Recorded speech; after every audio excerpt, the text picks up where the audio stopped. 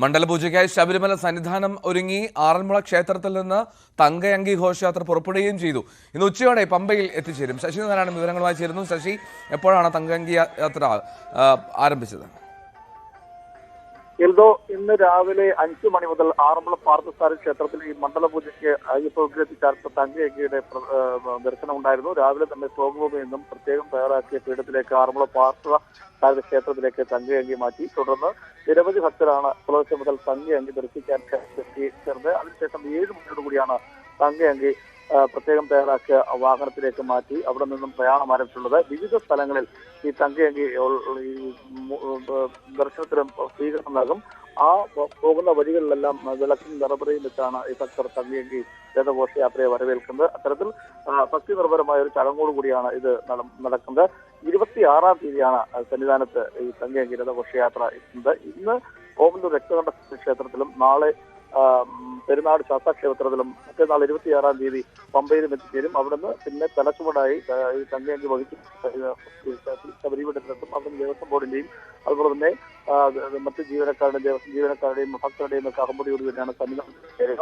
26-ാം തീയതി വൈകിട്ട് 6 മണിക്ക് തങ്കയങ്കി ചാർത്തിയുള്ള 6:30 തങ്കയങ്കി ചാർത്തിയുള്ള ദീപാരാധന നടക്കും.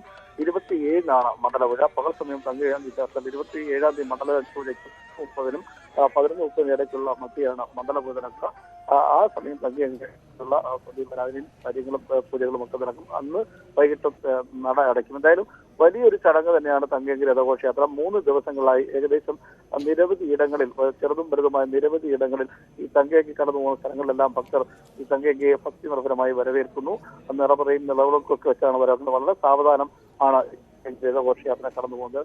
അയ്യപ്പന് തിരുനാൾ സമർപ്പിച്ചാണ് ഈ തങ്കയങ്കി എന്ന് പറയുന്നത്. 30 ഗ്രാം ഉള്ള ഈ സ്വർണമാണ് ഈ തങ്കയങ്കി കൊണ്ട് നിർമ്മിച്ചിട്ടുള്ളത്. അതുകൊണ്ട് തന്നെ ഇത് മണ്ഡലപൂജയ്ക്ക് പ്രത്യേകം ചാർത്തുന്നതിനുള്ള ഒരു ക്രമീകരണങ്ങളും കാര്യങ്ങളെല്ലാം ഇപ്പം ശബരിമലയിലും ഇതിന്റെ ക്രമീകരണങ്ങളെല്ലാം പൂർത്തിയാണ്. രാവിലെ തന്നെ ദേവസ്വം ബോർഡിന്റെ ബോർഡ് മെമ്പർമാരും അതുപോലെ ദേവസ്വം ബോർഡിന്റെ ഉദ്യോഗസ്ഥരും ഭക്തരും ഒക്കെ ആറന്മുള പാർത്ഥസാരഥി ക്ഷേത്രത്തിൽ എത്തിയിരുന്നു. തുടർന്ന് വാദ്യമേളങ്ങളുടെ അകമ്പടിയോടുകൂടിയാണ് രഥം ഈ തങ്കയങ്കി ക്ഷേത്രത്തിനുള്ളിൽ നിന്നും പ്രത്യേകം തയ്യാറാക്കിയ ശശിനാരായണ വിവരങ്ങൾ നൽകിയത്. ആറന്മുള പാർത്ഥസാരഥി ക്ഷേത്രത്തിൽ നിന്ന് തങ്കയങ്കി ഘോഷയാത്ര പുറപ്പെട്ടു.